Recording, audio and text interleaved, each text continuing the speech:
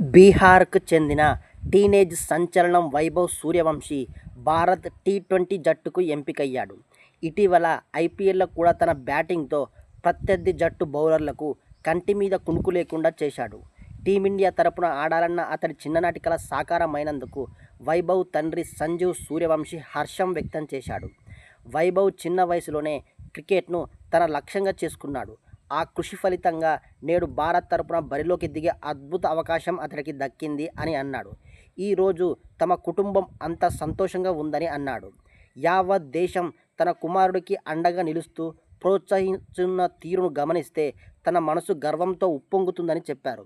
వైభవ్ ప్రతిభ చిన్నతనంలోనే తాను గుర్తించానని సంజీవ్ చెప్పారు. ఒకసారి అతడికి బ్యాట్ ఇస్తే అద్భుతంగా ఆడాడని చెప్పారు. అది చూసి తనకే ఆశ్చర్యం కలిగిందని చెప్పాడు. వైభవ్కు ఎంత టాలెంట్ ఉన్నప్పటికీ క్రమశిక్షణ విషయంలో మాత్రం చాలా స్ట్రిక్ట్గా ఉండేవాడినని ఆయన చెప్పారు.